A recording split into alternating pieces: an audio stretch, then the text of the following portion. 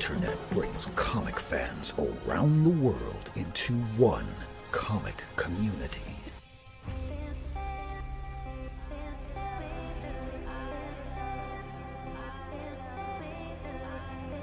We support the just pay and recognition of these comic creators, comic fam. Because comics are for everyone. It's 10 p.m. Eastern, live from the United States to Australia. This is the Not Near Mint Show. Welcome to the Not Near Mint Show, everybody. It is July the 6th, and I do want to say for those that decided to somehow celebrate that thing on Monday, happy 4th to those who didn't plead the 5th about the 6th. Welcome to Not Near Mint. It's the 150th episode after 3 years. I can't believe we are able to go this long, and we're still going. And guess what? We have a very special guest. It's Tyler. Yeah, he's been with us 3, 4, maybe 5 times now. How many times have you been on, Tyler? Come in 5, maybe 3, 4. I'll take your word on that because I think out of everybody that we've had on, you have been on the most. I just like looking at your comic collection. That's why I want to keep coming.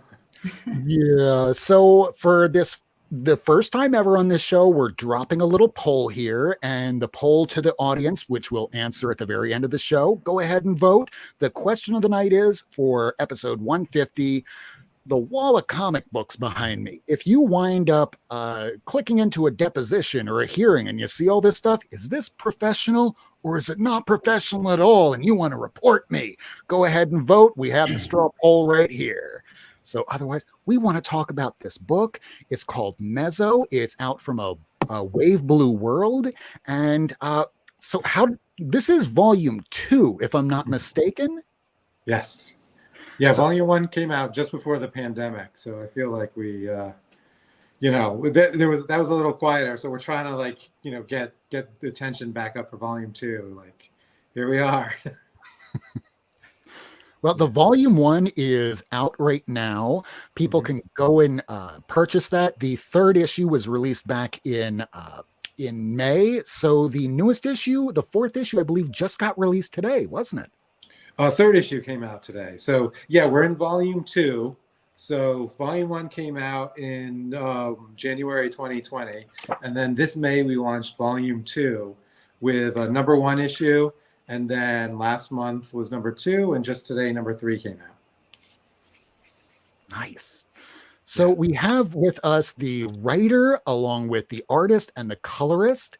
And we know that early on, before the episode started, we were talking before, and we know that you're not great with English, but we want to make sure that you both are heard.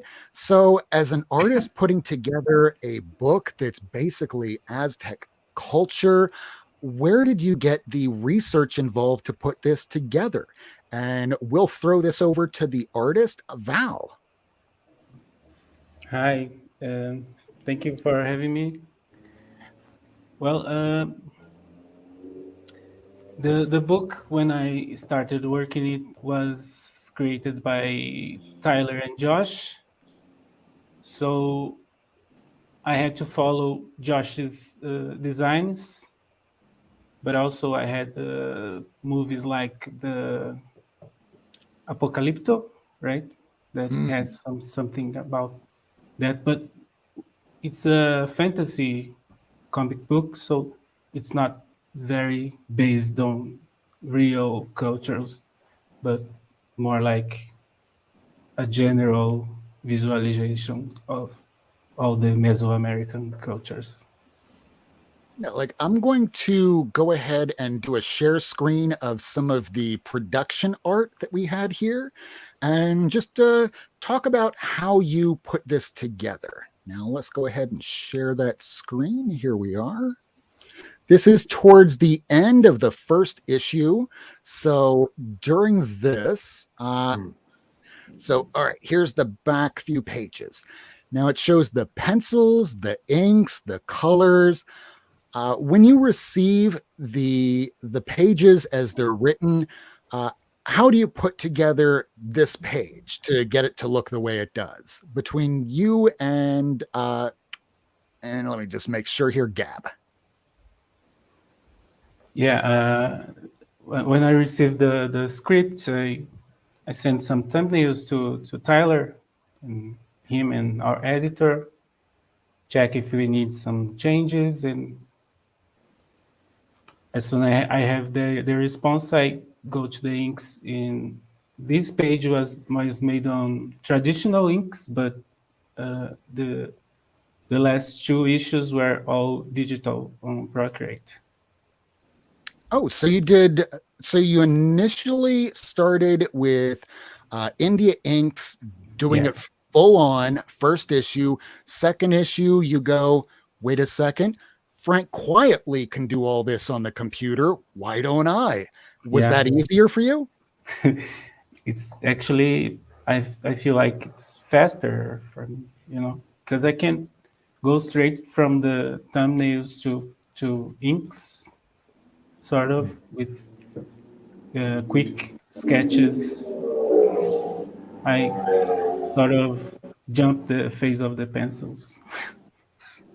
Yeah, I think that's one of the things that we've switched around in the new stages. It goes from like thumbnails to inks rather than pencils, which was probably unnecessary if the thumbnails, and you can see from this example here, like, I mean, that's pretty much pencils right there. Sure, it's not tight pencils that you might want in like a portfolio or something, but as like the writer and the editor, we were able to judge pretty well from that and be like, oh, that's good. I'm looking at it now. That must have been your call, Val, because see how Fagor is like looking down in Yeah. the thumbnails and then you're looking up. I don't remember discussing that at all. So I think that must have just been you deciding to do that in the inks, which is pretty neat to see those differences. Yeah, some in the process, some details end up changing. Yeah, it's really neat to see. And then, of course, we have Gab's colors over there on And the Gab's amazing colors. right. Doing an Thank amazing you. job. So, yeah, looks great. Where is it? Right over here, I'm seeing the beginning to end, putting together the cover from the initial colors to the secondary colors to the final finish. This is really well done.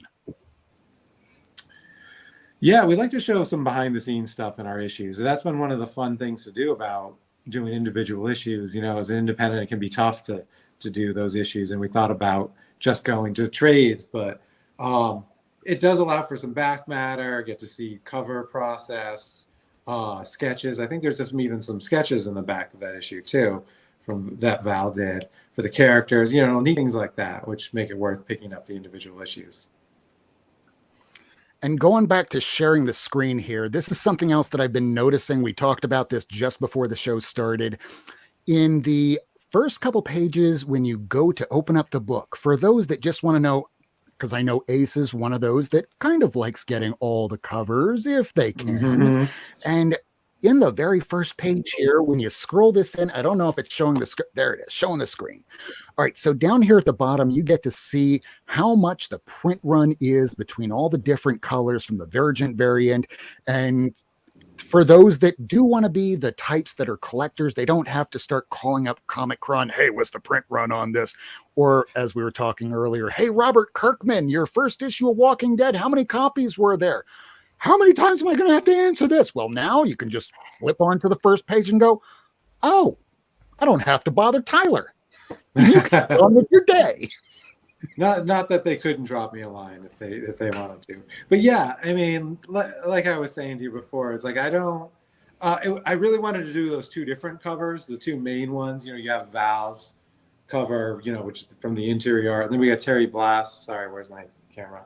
To do the other one, which was an interesting variation to get those two things in there. But then, yeah, we did the Virgin or full art one. We've also been doing some black and white. For the number 3 cover, we did a really cool black and white just because I think Val did an amazing job on that. Gab did too, which is why we have one of the full art. I mean, those colors, I love the pink, the blue to pink in there. But we just had some fun with the artwork, and if you're gonna make them exclusive, it's up to people if they wanted to collect. or have rare things or whatever. I just wanted to be transparent about it. Like, this is our print run, and these are how common each of those are. So if you are hunting for one, because sometimes you can, like, I notice I've done that. I don't collect too many variant covers, but like you'll get the impression at first that something's like really rare or only a few people have it, and then you pay a certain price for it, and then you realize there's a warehouse of 2,000 copies or something like that, and they're now going for $1 or things that, so I mean, I just wanted people to have the information. Yeah, this isn't exactly like a couple of years ago. There was a comic. I'm trying to remember the name of it. Probably best that I don't mention the name. Okay. And this was one of those where, hey, we have only a limited amount. And if you go putting this on eBay, we're going to tank the value of this. I'm like, wait a second. Why would they be telling you this until you realize, oh my God, it's print to order? Uh-huh. Yeah. None of that here. Tyler wants to be upfront with their audience. This is why A Wave Blue World is one of the publishing companies that I want on this show. Yeah. I really don't try to do gimmicks. Even doing the variant covers, like, I just do them because they make sense and they're neat. And I think if something will appeal, like, like the full art ones or the black and white, I'm happy to do it. So also when you print, if for people who want to know the printing process, it's you want to be able to print as much as you can all in one go, because that brings down the unit price, whereas switching the cover is just like a nominal fee. So it actually makes more sense just to do it, if you're going to print a certain amount, might as well vary up the covers a little bit. So Oh, absolutely. Yeah. So that's why we did the 4 covers for each issue, not because I'm trying to get 4 variants out. I mean, that's actually kind of small for today's day and age, isn't it? But to me, it seems like a lot, but I'm just like, I just look at it like choice. Like, obviously the regular edition in your store shelf are amazing covers. It's just whether you want to go get the full art black and white or anything like that. So, and I just like to show off their artwork more, like see their cover without the trade dress on it. It looks great. So Yeah, this is what I find so amusing about today's comic market. Back in the 90s, we were lucky to just get 1, maybe 2 variants. Today, we have a new Batman 125, and I got 4 variant covers that doesn't even represent the A cover because all the A covers were all damaged. Ooh, yeah. But that's another thing, paper quality. When you guys are selecting the paper quality to put out these books, so what kind of ideas and thoughts do you put into that so it gets to people? And unlike some of these second prints that have been coming out from Marvel lately that are just dinged up and down the sides, when I hold on to one of your books, it feels like it's substantial. Yeah, something that's always been my philosophy with the Wave Blue World is if I'm going to put a book out, I want the product to live up to the work that the creators, put into it. I mean, if they're going to, knock themselves out making these amazing images, I want it to look good when it's in people's hands. So, I mean, it's not necessarily trying to hold up for dings. I mean, I don't know if that's more distribution, shipping, which can be awful these days. But yeah, just in your hands, I want it to like feel like it's a real book. I want the artwork to look nice. So, it's not like super premium, but yeah, I make sure to get like 50-pound mat on the interior. And then I just think it's like, I forgot that, it's like cardstock. It's like thin cardstock, but it's got a little bit of a sturdiness to it so that it's not just like, I don't know, just falling apart in your hands. So yeah, I mean, that's just the idea. Like, we want it to live up to the amount. We put so much, working on this and knowing Val and Gab, put so much into creating the actual pages. We don't want it to look terrible, like on the actual paper.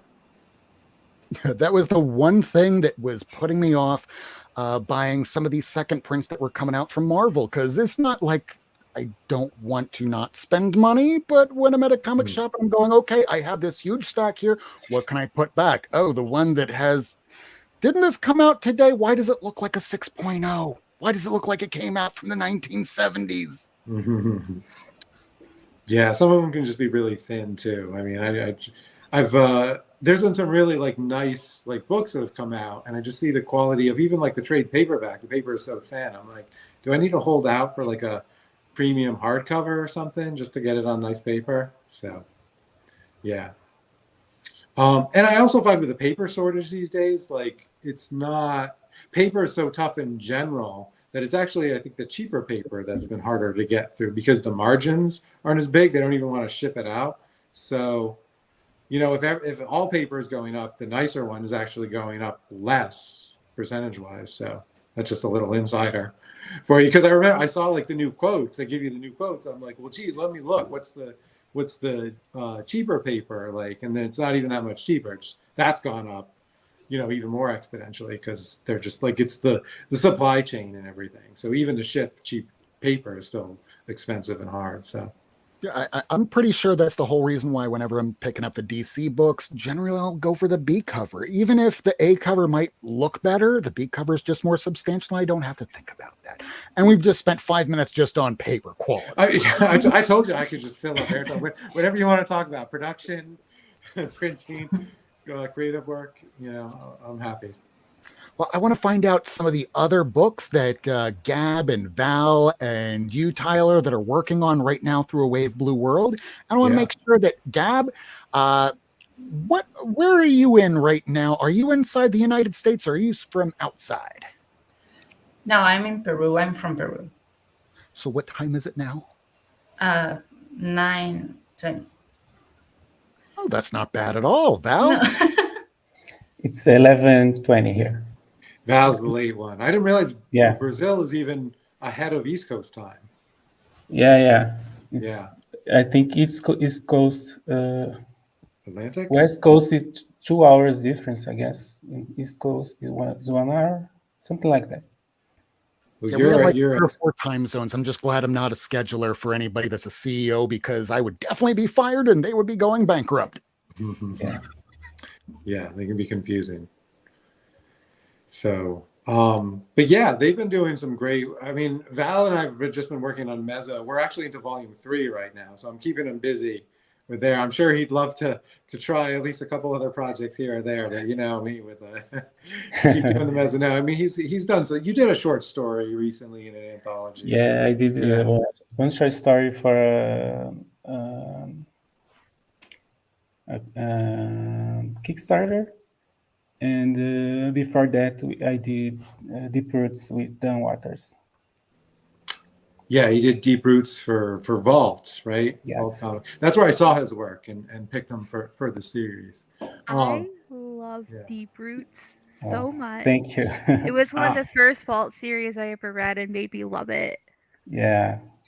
I was very, very lucky that they got me. Mm-hmm. Yeah, and Ace over here is the type of person that will pick up anything from Vault. So now over here at A Wave Blue World, those are just some extra covers to pick up now, right, Ace? No. I need to make sure that they can only pick up one, so that there's so much more out there to read. No Wave Blue World puts out a lot of books, and there's a particular book that you wanted to talk about tonight that should be coming out soon. That was a Young Men in Love. Oh yeah, so that was today as well. Yeah, this one was delayed a couple of weeks. We were trying to get it out in Pride Month, but yeah, I have brought a copy here too. Yeah, it's a queer romance anthology, Young Men in Love. Came out today, so shout out to them.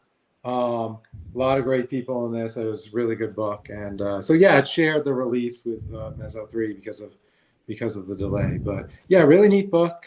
So we don't put out a lot each year, but I think we have some really good things that people will enjoy. So yeah, Young Men in Love, MEZO, and we have Crash and Troy later in the year. So pretty fun year.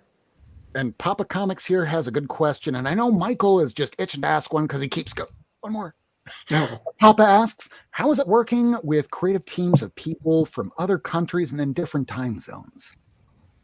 Well, I feel like I even work on email with like people who are in New York, so that bit's not really that different in terms of time zone. Like that, I don't think that makes a big difference either, because nothing is like needs to be done like on the hour or even the day. It's just sending the script, emailing it in, things like that. And the hours, I mean, Val's an hour ahead of me, Gab's an hour behind, so because it's not Europe, South America, so it's relatively the same. So that's fine. So no, it's totally cool, and both their English is really good on email anyway. Even if they're a little unsure about speaking, they communicate really well, and not just their English, but sending messages and everything. So never wondering like where they are, where something is. They're both very good at always sending in emails about when the work's coming in. So yeah, it's been great working with both of them. Their work has been really good, and they're easy to work with. And Ace has the question in the chat. How did the idea of MEZO come to be, and how did y'all wind up working together in this project to begin with? Right. Yeah, well, that's quite a story. We got to go back a little bit. As Val alluded to, I actually started the concept with a different artist. We were both Kubert students, and he was a few years behind me. And when I really liked his work going through school, this is Josh Zingerman. So I met with him, said, I really want to work with you on something. We put some ideas together. I had an idea for a fantasy, but I didn't know much beyond that. And when Josh heard that, he was like, I think that would be cool. Let's, make it more inspired off of Mesoamerican culture, which again, pretty broad. It wasn't necessarily Aztec or Inca or Mayan per se, but just a fantasy world using that as a backdrop that, aesthetically, much like, Game of Thrones would use like the Roman Saxon background. It's, it's not really the UK, but it's based off of that. So that sort of idea that we could call on that wealth of aesthetic and mythos and put it into a fantasy. So I immediately started doing some research, got some books. Josh drew some of the initial character designs. And then we just sort of came up with it that way. And then when Josh had to move on to storyboarding, he got work there. He's working in LA now. Star Wars, I think he was on Archer before, doing some cool things like that. I went searching for an artist to pick up with number 3 of the first volume. So Val's been on it for more than a volume now. And then, from seeing Deep Roots, that was the thing that made me think he's perfect style for it. There's a lot of crossover there. So we got him on it, and he picked up, right where Josh left off after that second issue. And really, this second volume, I'm glad is out now because he's really made that his own. And trust me, volume 3, which is on now, is even more so. It's just, this is Val and Gab's book to an extent. And we got Gab because I really liked her colors. I've seen it on a number of anthologies that she's worked with us on, All We Ever Wanted, Maybe Someday, Deadbeats, things like that. And I thought she would be a good fit. There was one story in particular that I thought really, I'm trying to remember, I think it was in Maybe Someday, Isaac Goodhart's story that she colored. Maybe Gab will remember that. I was like, I think something like that would do really well on Val's, and it has. It's worked great. So yeah, that's how it all came about. It's kind of I'm kind of shooting for like a 5-volume thing. We'll see if these guys stick around. I'm not gonna like commit them too much. We're in volume 3, and then if everybody's good, or I don't know if people want to take a break or whatever. But I would love to sort of. The main storyline is centered around the coming eclipse. In the flashback, we find out what happened in the last eclipse, which set a lot of this stuff in motion. The disasters that happened during that, and so now they're sort of like wondering what's going to happen in this upcoming one. And we learn a lot about what happened in the last one, like what truly happens. The rupture. Yeah, exactly. And there was some ideas. Some people think it was this, some people think it was that, and that's been fun to play with because, of course, there's the more like conservative religion allegory, then there's the more like spiritual one, and they have their ideas. And I'm not really saying one is completely right, one is completely wrong. Everybody's, but in life, just trying like you base your information on the best that you can get, and you're probably wrong. And that's part of the fun of it with what we're heading towards. And that'll be, I think volume 5. So I'm excited to get to that book. But it's a pretty big, wide scope epic. I have an idea. Yeah. Answer the rupture in one sentence on like the second or third to last panel on the last page of volume 5, just like Smallville's. Do you want to watch a show about Superman without him being in costume for more than 20 seconds out of all 10 seasons?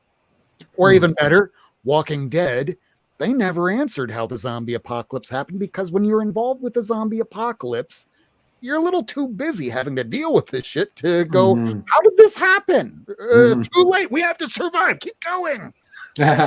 Sometimes that can spoil it. But no, I think that's one thing I can promise if we make it through the 5 volumes is it ends on, like, I think people will be happy with it. That's what the whole thing started on, that I had the plan, like I have the ending in mind, so I know where I'm headed to. It's not going to be like, yeah, you could name a number of shows, and I'm like, I don't think they knew where they were going with this when you got to the end.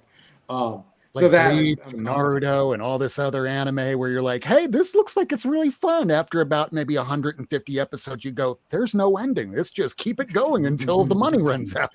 Yeah, no, and I mean, even if this, I mean, like I said, even now 5 volumes seems like a lot, but I wouldn't want to do longer than that. I know plenty of series go, because that'll only be like 25 issues, which isn't that long for a series, but I wouldn't want to run it longer than that. I mean, if we ever do want to go back to it, we can do a side story or something else, but there's a definite plan here. The second eclipse is coming.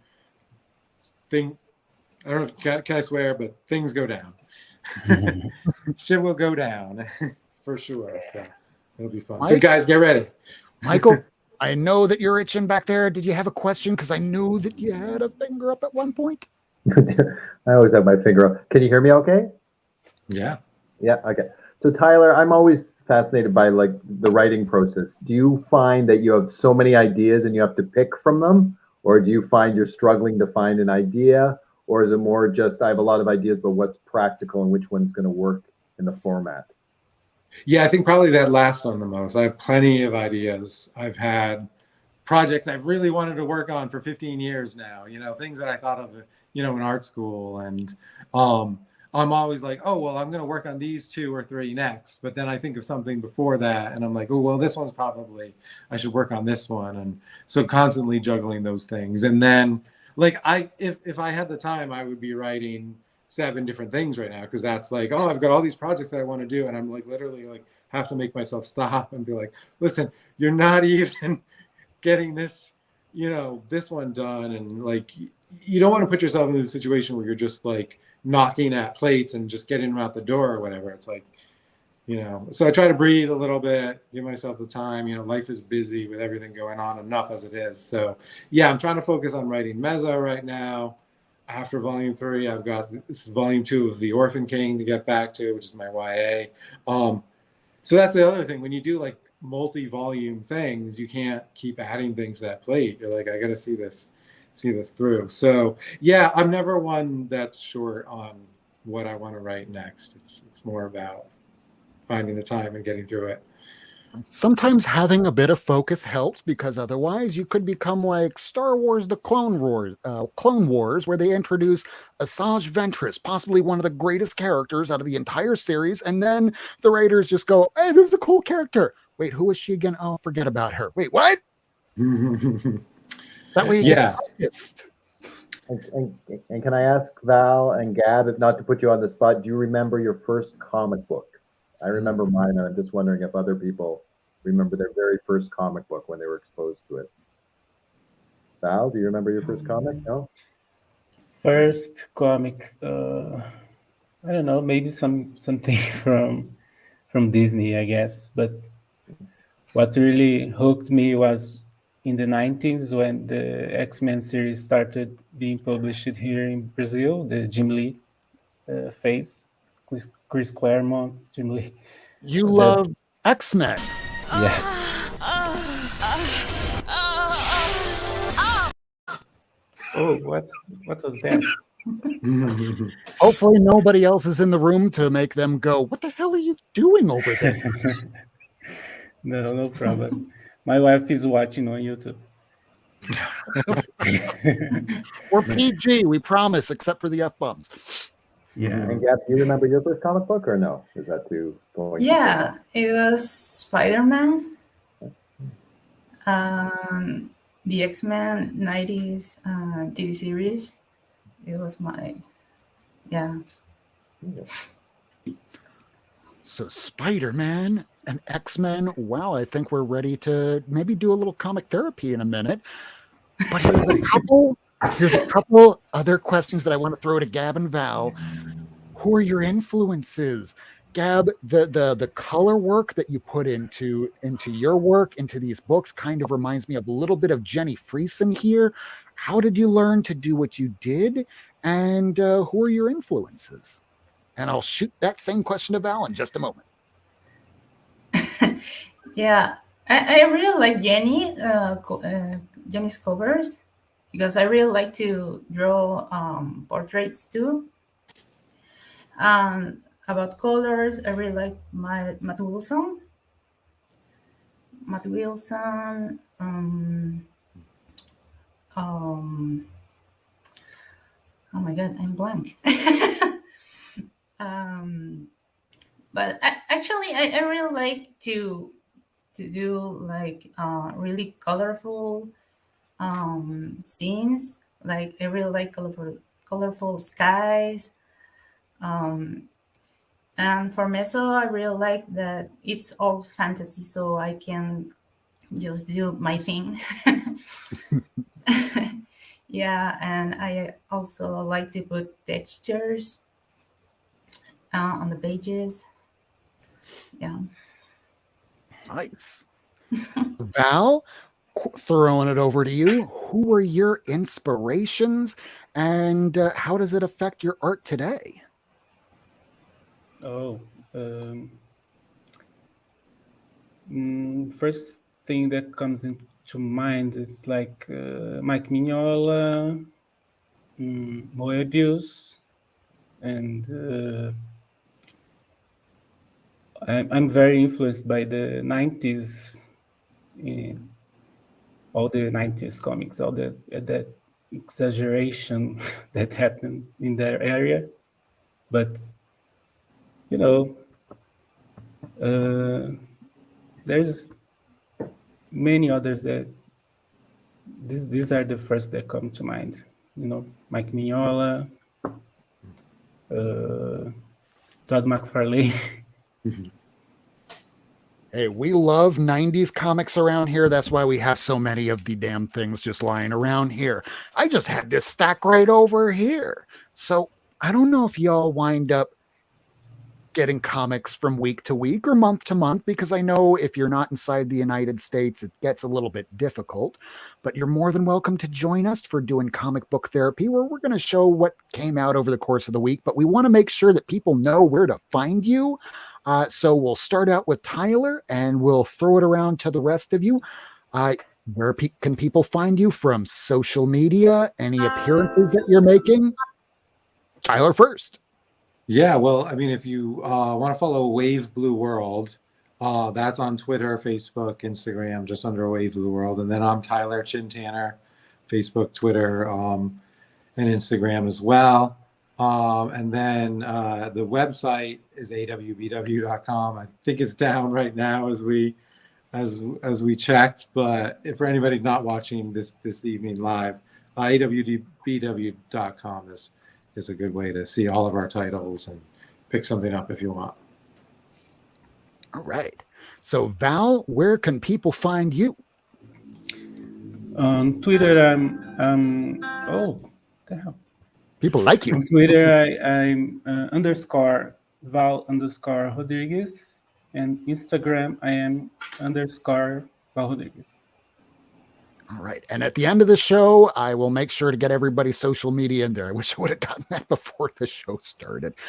Gab, where can people find you, and are you making any appearances? Yeah, I just changed my nickname.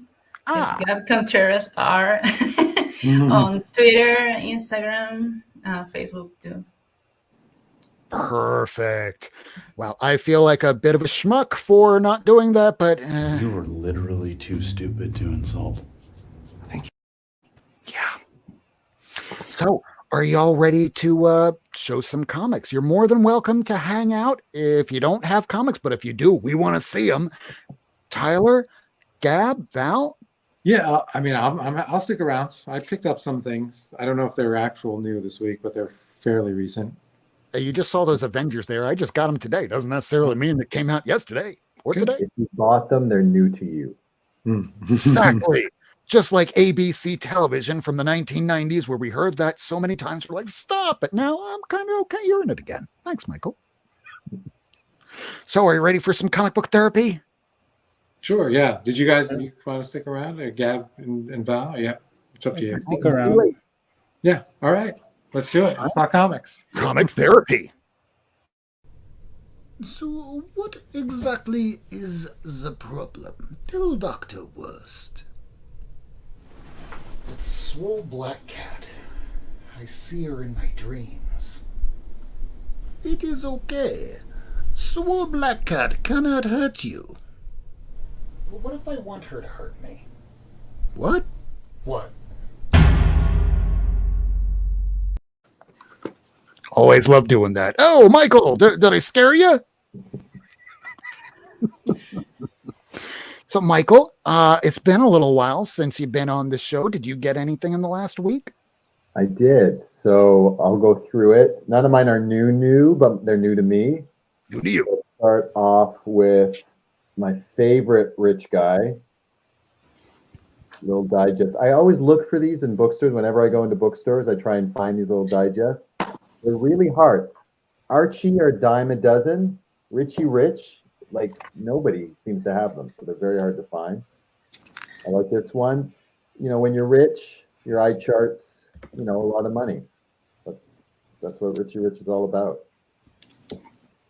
Then I got this because I have the original cover to it, and I found out that there was like a tribute issue to it. It's the annual where they got married, the wedding of Reed.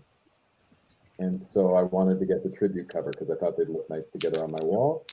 Was that all reprint, or was there new material? Because I just put it away and didn't even open it up because I thought it was all reprints. No, so different artists for different pages. So every artist reimagined it. And there was, I forget her name. She's such a lovely artist. She's doing Love Everlasting right now with Tom King.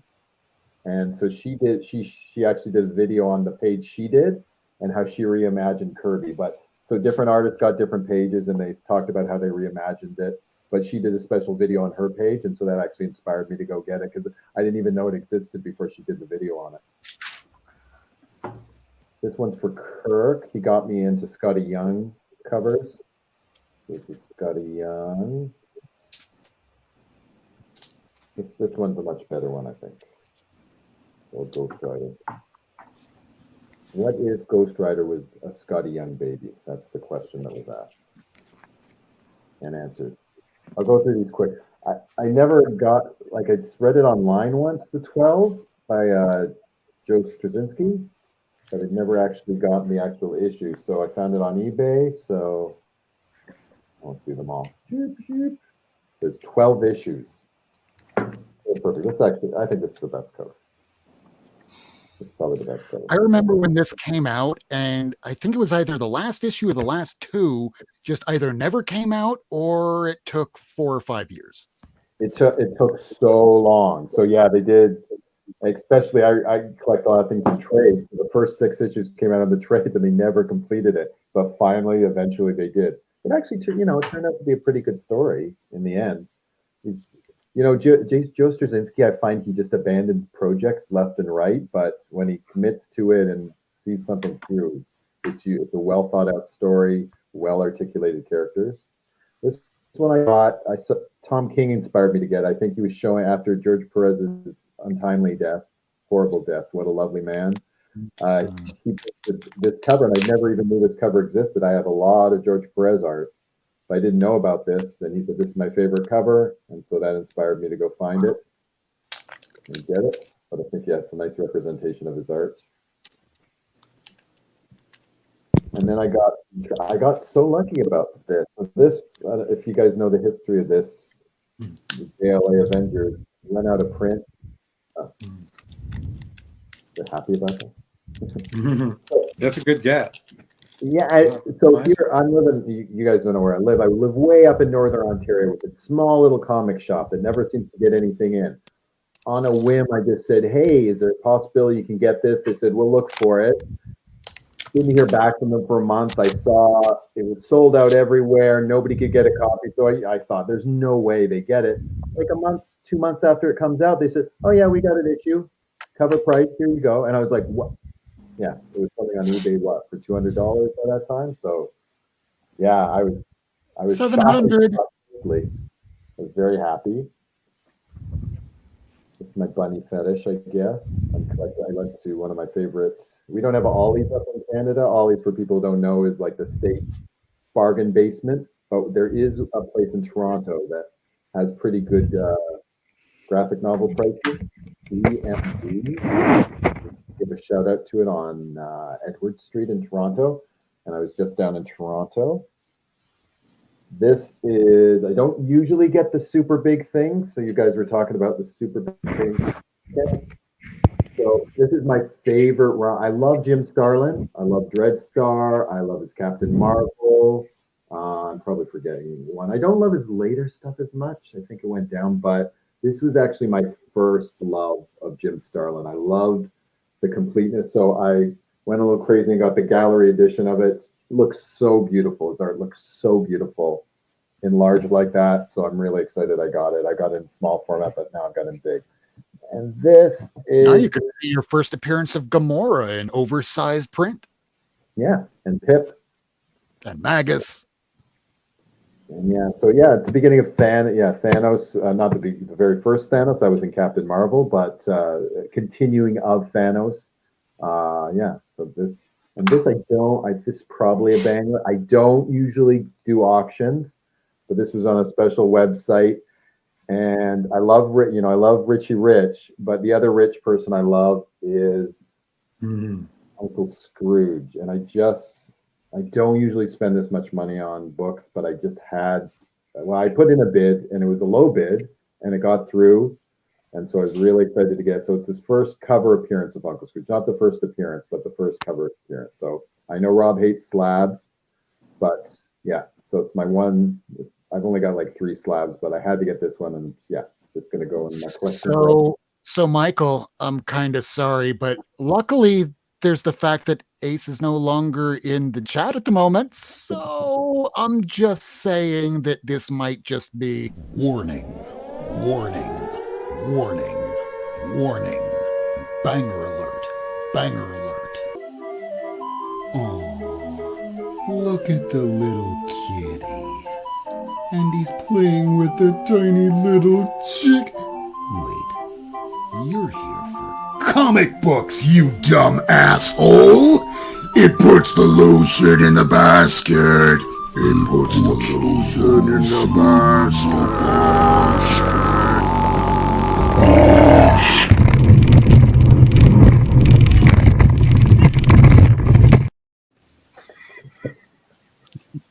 sorry about that, but not sorry. I brought it That on. was a banger. It's my own fault. Yeah, so that's it for me. Yeah, so that was my haul of the past month. So yeah, Sorry, Ace. but yeah. All right. Well, thank you for showing that. I've been wanting to see what that looked like for the longest time. I keep seeing the first appearance, but never in person because obviously I don't have it. But now I know what to look for. And you have it, Lucky. So who wants to show some comics next? Tyler, Gab, Val, Ace. Thank you for, oh, wait, there you are. I thought you dropped. They're back. I never left. For some reason, it just looked like it. Oh, I know. I resized the screen. I mean, I can go. Does anybody want to go? Should I go ahead? Yeah. All right. Here's what I picked up. I'm going to begin with this one. So this is the latest volume of Canto by David Boer and Drew Zucker. And there's somebody on the stream who's in this issue. Gab actually colored a story. Yeah. With Liana Liana Congus, and Gab did her. Which one is? Yeah, this is you, right? Yeah. Yeah. So she colored one of the stories. This is a collection of stories for Canto. They got some guest artists. Liana, Jorge Corona did guest stories, and Gab colored Liana. So this is really good. I love Canto if you've been reading that. And then this is a fun, Tales of the Unnamed World stories. So I picked that up. I picked up a new #1 from Val. This one's called Mindset. There's a logo. Love Mindset. Yeah, which is cool. Really like technology and mind control. Crazy cool interior artwork. Sorry, I can't see. Like really neat stuff by John Pearson. Zach Kaplan wrote it. So that was neat to try that one out. So that was really cool. I picked up a couple of trades. I'm behind on this one, but I keep hearing this is really good, and I know like it's sold out. So I never followed it in issues, but now I'm going to pick up the series. James Tinian and Martin Simmons, right? Yeah, so I heard that's really good. I'm going to read that. Same with this trade right here. It's the furthest place from here. Pick this up at Forbidden Planet, and they had a booklet, which is neat. If you like sign stuff, Tyler Voss and Matthew Rosenberg. And I used to get Tyler Voss's emails. Perfect. The letterer, actually the MEZO letterer, speaking of which, also lettered something that they worked on, and he would send me like the lettered versions of I think like 4 Kids Walking the Bank or something like that. And I'm just like, I'm not Tyler Voss, but thanks for the preview of the comic. So yeah. So I thought I'd have to keep checking out his work since I got to see some of the early ones. Oh, Did you ever wind up getting the records that came with that? The records? I'm pretty sure that they came with records at one point for the individual issues for really hard to find. Oh, yeah, I didn't get them. So, and then I was just at HeroesCon, so I thought I'd share this because it's got an unfortunate side to it. But if you've been reading Bitter Roots, I brought my first. Yes. Yeah, really cool. Brought my first issue to HeroesCon because David Walker, the other artist, the other writer, Chuck Brown, I believe his name is, was there, and then the artist Stanford Green. So, yeah, cool. So, all right. So ready? So there's David Walker and Chuck Brown's signature, and then I get Stanford Green to sign it, except it was with one of those paint Sharpies, and I put it back in the bag. So Stanford's signature is not looking so good there. So, oh well. I wasn't trying to sell it or anything anyway. I just wanted my copy signed. So, but really neat. So this is cool, and I picked that up at HeroesCon. Or the no, I piece- didn't pick it. I got it signed at HeroesCon. Oh, you dropped Department of Truth after issue 8, Papa X Comics? It got a lot better, I assure you. Oh, No. okay. I haven't read Okay, it yet. the Bigfoot part is a lot of prose, but after you get past Bigfoot, you find out who the real big bad is. And hey, guess what? It's the United States of America. Big surprise there. Go figure. Oh, yeah. Thank you, Rose, for telling us about the straw poll. The straw poll did just close, so I might as well just go ahead and share the screen on that because 3 people voted. We're going to try and incorporate these from here on out. This was the results of today's poll. So the question was, again, is Not Near Mint's background professional? Would you use this in a... That's our stream. Maybe I should actually look what I'm doing before clicking things. All right, so sharing the screen. This is Not Near Mint's background professional looking in a work setting? So here we go. These were the choices. I always leave in I don't care because I used to listen to Neil Rogers' show back in the 90s and early 2000s till he passed away a few years ago, but he always incorporated polls. So if you like the polls, let us know and we'll do more of them. These were the results. All even. It doesn't matter if you have a background that includes comics, That's apparently. democracy. That's democracy. Democracy right there. Y'all voted, which, by the way, don't forget to register to vote. 2022 is very important. And, well, Val and Gab aren't in the country, but, well, you saw what happened the last few years around here. Yeah. 4th of July just hit a little bit different this year. Did you have any more books there, Tyler? I mean, I could find some things, but I think that's good for me. Unless you want me to go get a banger or something, I could probably find one. Get a banger. We Yeah? love the bangers. All right. What kind of thing do you want? But while you go and find a banger, All right. I'm gonna see if Gab or Val have any All right, comics you- they picked up.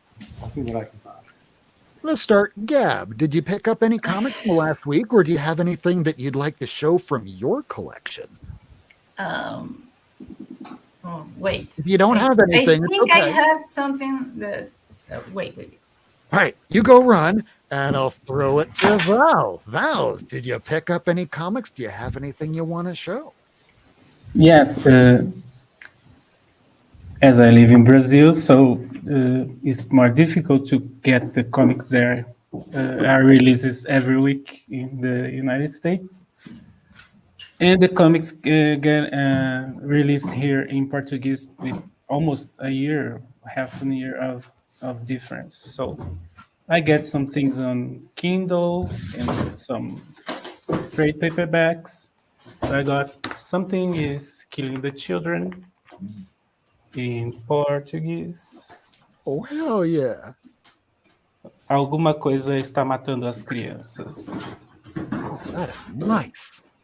Yeah. And Bloodstained Teeth from Chris Ward. Image.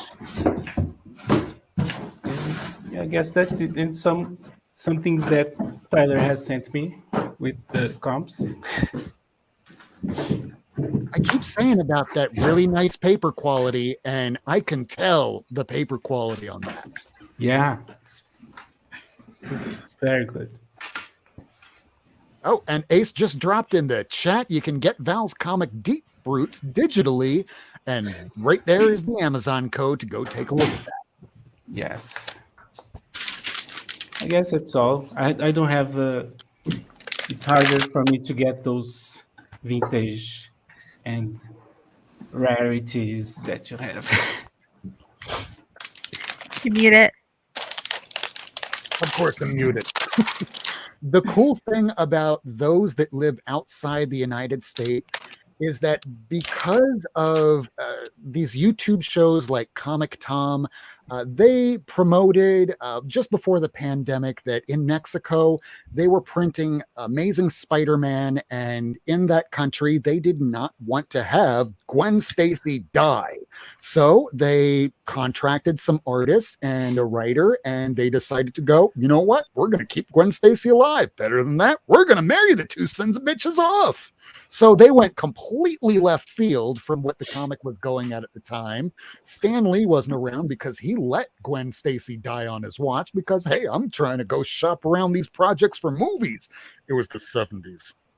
Yeah. Here in Brazil, there's a similar story about that. What was that? In Secret Wars, when it was published here, the publisher erased some of the characters that were in Secret Wars because they were not appearing in the other magazines that were here. So they just erased them or changed them for another character. That's like watching Pulp Fiction on TV, and every time you hear Sam Jackson use the motherfucker word, it's like my mother's friend. Wait, who dubbed that over, and why did you pay them to really do the entire? That sounds cost prohibitive. That sounds neat. I want to see those Secret Wars. I've seen those Gwen Stacy pages. Those are amazing. The how she appeared in those comics. Yeah, they definitely endowed her with certain elements in those books. From what I've seen, there were some interesting panels. So I think you can find them online for anybody listening who wants to see. You can find them online because if you found them in the real world, if you did and they weren't $1,000, pick it up. But otherwise, they're like 17 grand. Oh, really? That's Comic Tom. He talks about it on his show, and it's not going to be cover price anymore. No, I doubt it. We don't have that kind of power around here. Kind of glad that we don't. My last name's Worst, and I shouldn't have power at all, ever. Gab, you went to go run and get some comics. Yeah, actually, I want to show some of my work. I work here for Witch Blood. I For the love comics? Witch. Thank you. Ace picked up every issue. Every Really? single cover. Do you have the glow in the dark one? I did, yeah. I don't. Oh, we'll have to get you one. Then your back rapture. I love their bag rapture. I have the first 2 issues, and then for some reason my comic shop didn't get the rest, and I ordered them. No. And the deadliest bouquet. I love the deadliest bouquet. Gab is Ace's happy place. Trickle. I don't know where my Trickle. comes. Yeah. So yeah, if you like my colors, you probably can read. Have to read those. Those are all really good titles. Pick them up. Absolutely. And the sad thing is, it took until Justin Ponser passing away from cancer a few years ago to start taking notice of not just any artist that's working on a book, whether it's just a writer or artist or the inker, that so much goes into putting a comic together that when I'm showing stuff online, just taking a picture, I want to include the letterer. I want to include the colorist, because if they weren't involved in the book, it would be a completely different book. And now I start taking notice of these things a lot more. And I really appreciate your color work on that, Dab. Great. Thank you so great much. stuff. Thank you. Yeah. So, Ace, did you get anything this week? No, I'm not gonna get anything for a long time. No worries. Except for me, and it's going to be Batgirl, and it's going to be a lot of it. I know, I'm so happy. And soon. Ooh. What? Ooh. Do you have Oh. a banger, Tyler? Tyler, you Yeah. ran to grab some stuff. I grabbed one thing because I didn't want to go too much, but I didn't know how appropriate it would be because we're talking about Gwen Stacy. So she's not on the cover, but first appearance of Gwen Stacy in Amazing Oh, my Spider-Man. favorite cover. Oh my God. Oh my It's God. a cool cover. I just wish Gwen Stacy was on it. Oh my Really God. I neat. love that cover. Oh, I'm sorry. I'm sorry. Hey, move it Ace. down. What's the grade? What's the grade? Move it down. What do you think? Any guesses on grade? From there, it looks like, I don't know, a 7. It looks really good. Looks to me like that. 6'5", 7. 0.1. No, it's much higher. Actually. Really good 8? shape. Is it an 8? 8-0. 900. Oh my God. 4. Oh my God. Let's see the back of that. Oh I'll my go God. first. Oh, Oh my God. That's amazing. I'm Yeah. sorry, Tyler, and I'm sorry, Ace. I'm going to get what I want. That was the wrong one. Warning, warning, warning, warning. Banger alert, banger alert. Holy fucking shit. Look at that fucking book. Oh my fucking God. Look at that fucking book. Oh my God. Look at that book. Jesus. Oh my God. I like turtles. Yeah, those are intense. I'm so jealous. That's one I've always wanted to get. So, that's beautiful. Oh yeah, no, I needed the first Gwen Stacy. I've had this for a bit, so I haven't. I couldn't even imagine within the last couple of years things have gone up so much that I couldn't even imagine what that would be. But yeah, I really like the Gwen Stacy. Like I said, I don't think she was on the cover till like issue 59 or something like that. Oh, but this wow. was her That first. was much later on. Yeah, that was her first appearance. I also have the first Mary Jane too. The Face of Tiger. You just hit the jackpot one. That one's not slabbed though because I have to open it because I have to read that panel. Well, Kirk's not here, but I'm hearing a cat in the background, and now I want to see a cat. Val, show us the cat. Oh, this is Chico. Chico, come here. Yeah.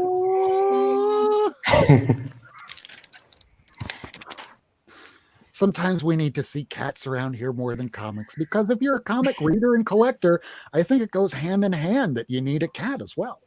Yeah, We're going to work on that for Ace. always.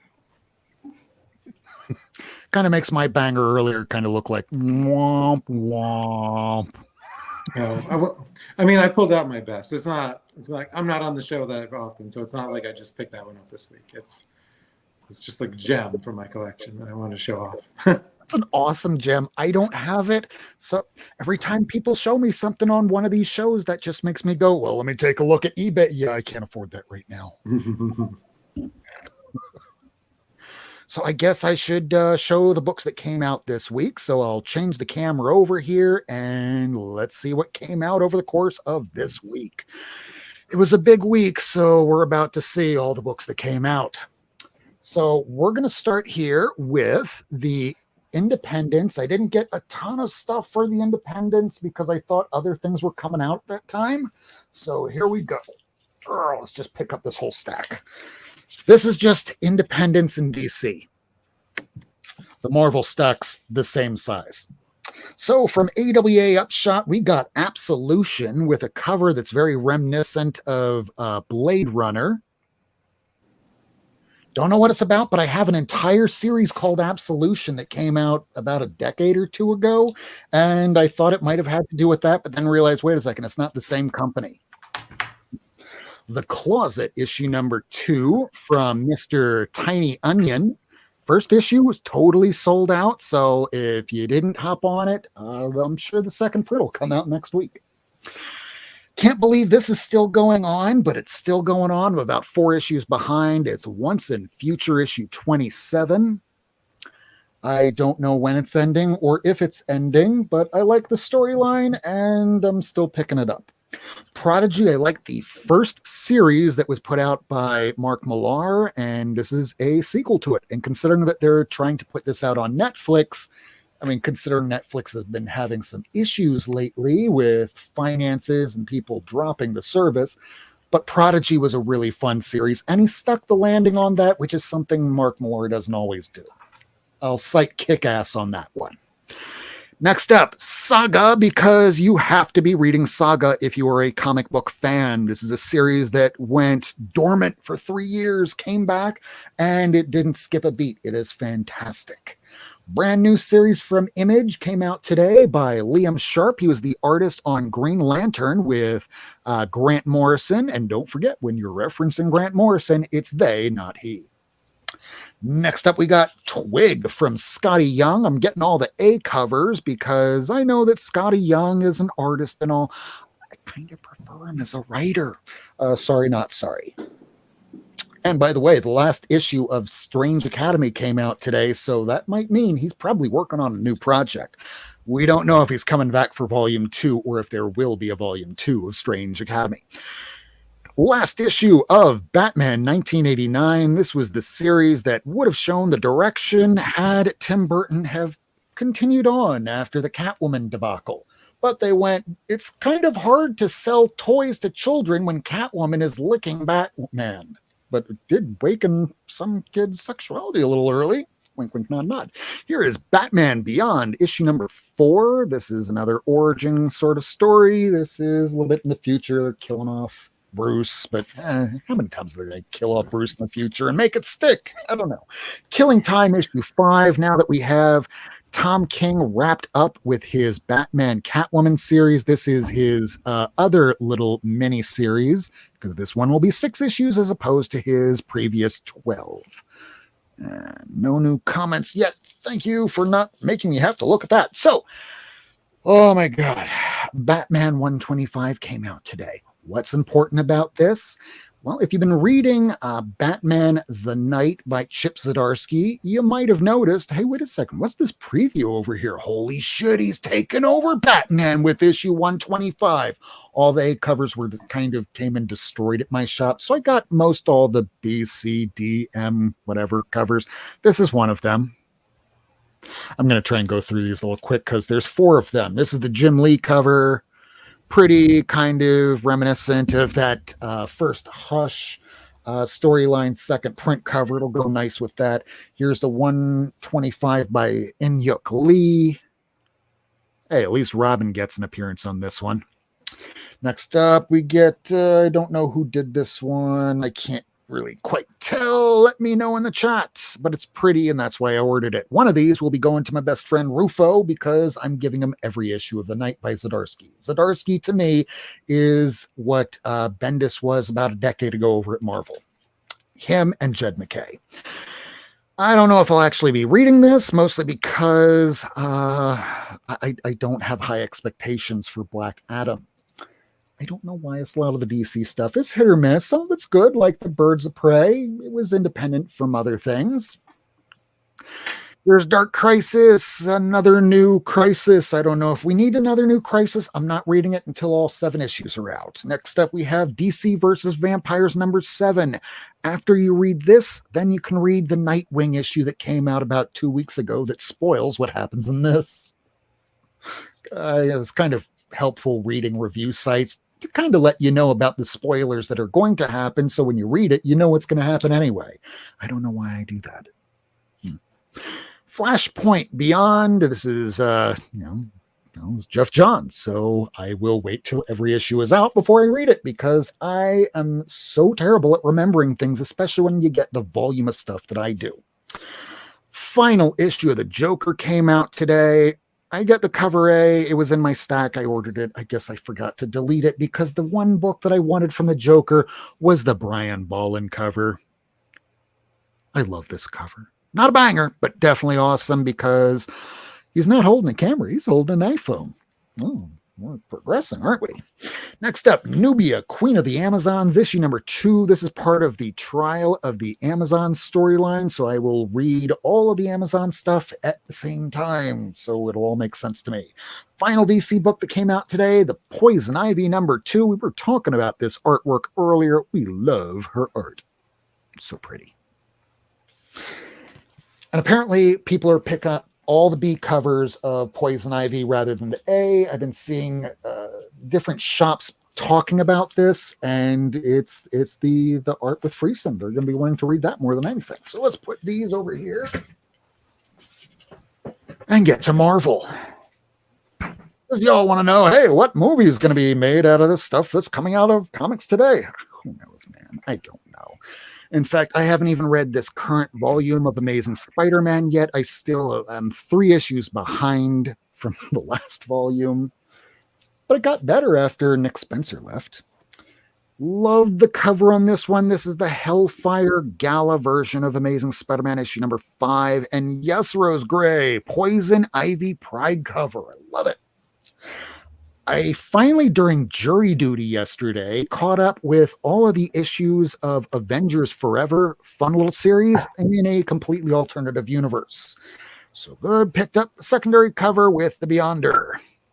Next up, we have the second full appearance of Tosin, and, we have been hearing that there's a set photo that's going around that Tosin may be in the new Black Panther 2, the Wakanda movie. Here is the Captain America Sentinel of Liberty issue number 2, regular cover, and the one cover that I absolutely had to get because I love the Predator. Not getting all the Predator covers, just certain ones that are nice. And I'm a Captain America fan. Next, we get Carnage from Ram V. This is the A cover, followed by the David Nakayama cover of issue number 4. Very pretty. Love all the little white dots, making everything look shiny.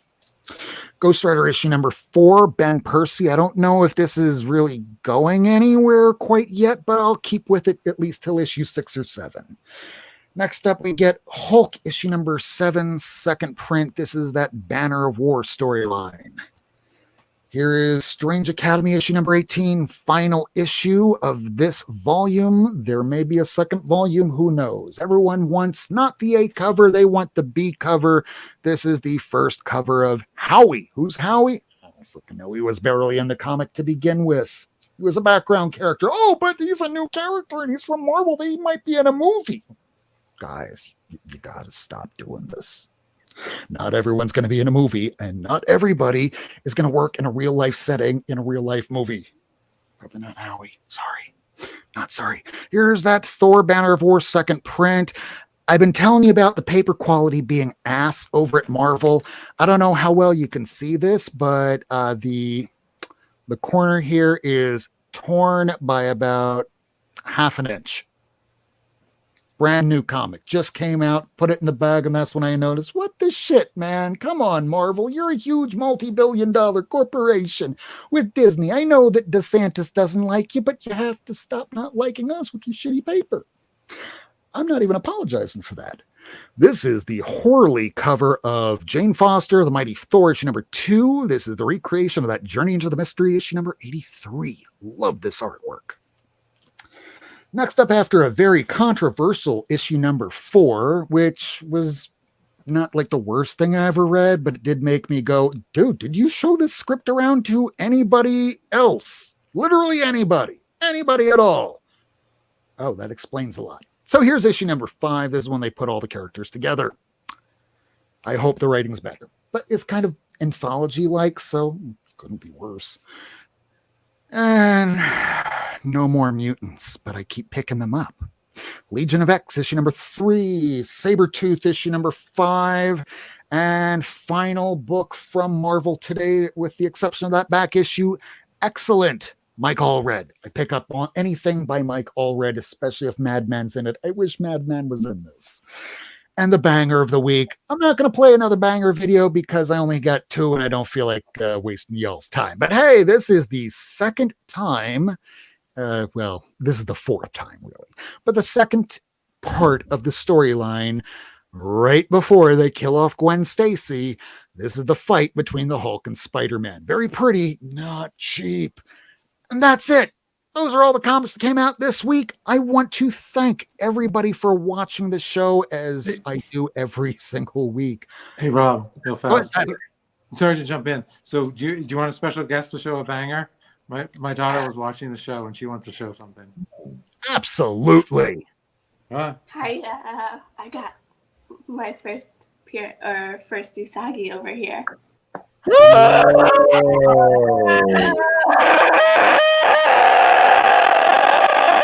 Warning, warning, warning, warning. Banger alert, banger alert. Holy fucking shit. Look at that fucking book. Oh my fucking god. Look at that fucking book. Oh my fucking god. Look at that book. Look at that book. Jesus. Oh my god. I like turtles. Yeah, of course I have to play the one with all the profanity with the child. No, that's okay. That's all right up her alley. So That is so cool. isn't that neat? It's my favorite. She loves How Usagi. long ago did you get that? A while ago. Like 10 years ago. That makes I sense. read, yeah, there's Usagi. He had got Usagi too. So, yeah. Good take. Good I hate take. you all. Crack that open and read it. Yeah, I've been reading Usagi, so this isn't the first trade paperback, obviously. And we've been reading from the beginning since she was like 3 or 4 years old. So we're like, we got to get her the first appearance. So luckily we did that a few I years approve, daughter. And in fact, Tyler, I have to congratulate you. That is called parenting done right. Heck yeah, man. Yeah. Way to go. Mhm. I wish my dad was like that. But he did get me that.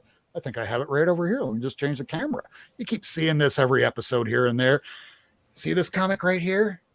First appearance. First issue of Submariner, 1968. I took that to go get it signed by Stan Lee, and I still have the ticket and everything in the background, but I wish my dad would have gotten me an Albedo issue number 2. My dad dropped me off at my first comic convention. Never picked me up, but he dropped me. And then didn't pick you up? No. It happens. Womp womp.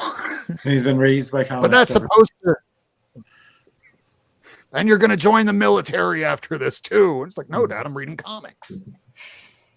So I want to thank everybody for watching the show tonight. Replay viewers, live viewers especially. You help make this happen from week to week.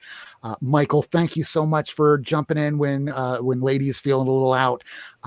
Kirk, he's started his new job. So if anybody wants to be a substitute host coming on here, we're more than welcome to have you for a few weeks until we get the crew back together here again.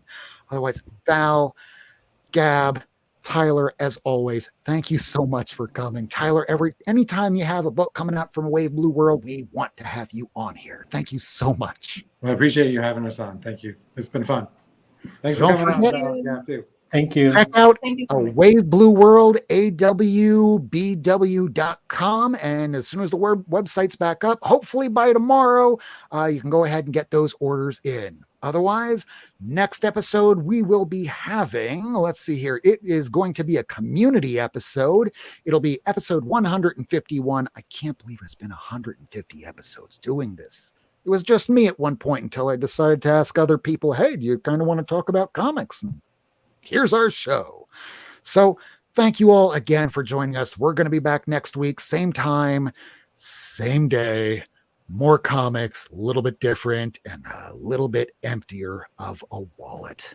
So until then, read more comics, love each other a little bit more than what you're seeing on the news, because we need a little bit more love in our lives. So good night, y'all. Love you. Bye. Bye-bye. Thanks for tuning in. If you want to see this episode again, along with a catalog of back episodes and issues, surf on over to Not Near Mint on YouTube, Twitter, and Instagram. Subscribe and hit that bell for notifications.